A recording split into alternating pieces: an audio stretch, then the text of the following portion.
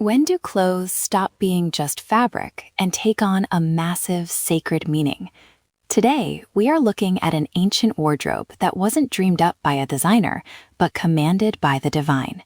Let's see what happens when craftsmanship meets devotion. Let's jump right in. Today, we are looking at what seems like just a long technical list from the book of Exodus, but we are going to see how it is actually an incredible story about divine instructions and unbelievable craftsmanship. These garments were not just dreamed up for fashion, they were part of a super specific plan commanded by God for the high priest and his sons. Every single thread, every color, every stone, it all had a job to do. Let's get into the centerpiece of this whole outfit, the ephod.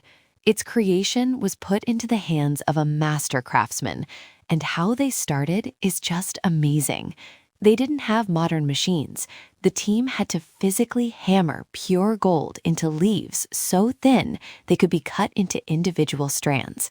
Then they had to work those strands one by one into the finely woven linen. It was brought to life with vibrant blue, purple, and scarlet threads.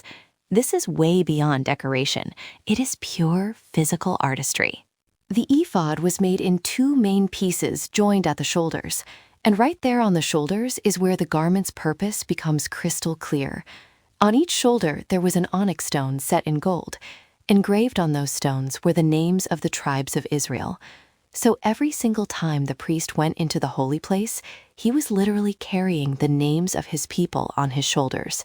What a powerful, constant reminder of who he was there to serve. This idea just keeps building. Attached right to the ephod was the chest piece. It was made from one piece of cloth folded over to make a square pouch, about 9 inches by 9 inches. This wasn't some tiny accessory. It was a really prominent part of the uniform, worn directly over the heart. It was all about connecting the priest directly to the 12 tribes he represented. The level of detail here is staggering. Mounted on this chest piece were 12 different gemstones laid out in 4 perfect rows. Each stone had the name of one of the 12 tribes engraved on it. You can imagine the way the light would have caught all those different stones, from carnelian to jasper.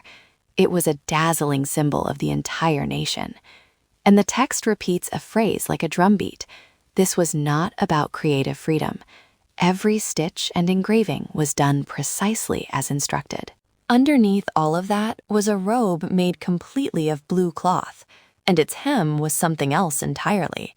It was decorated with an alternating pattern, a beautiful pomegranate made of yarn, then a tiny bell of pure gold, then another pomegranate, all the way around.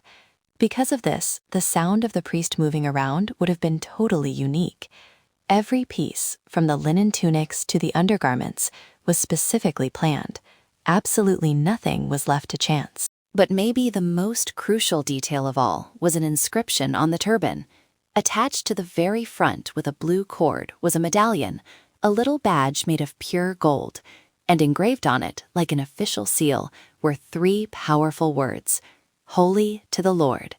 It was the ultimate statement of purpose, placed right on his forehead for everyone to see. After all this detailed, painstaking work on the clothes, the tent, and the altars, the time finally came for the presentation. The entire project was brought before Moses to be inspected.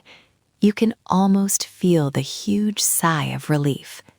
Moses looked over the main structure, the sacred tent, the golden lampstand, the altars, and the beautifully stitched garments. He checked every single item. And here is the payoff. He finds that the work is perfect. In response, Moses blesses the people for their incredible, faithful work. This story shows us that when every detail is done with intention, craftsmanship itself becomes a kind of devotion. This leaves us with 2 questions today. Are you executing your daily work with a precise, faithful intention, or just leaving the details to chance? And do you proudly wear your highest purpose where everyone can see it, or keep it hidden away? Take a moment, breath, and let them sink in.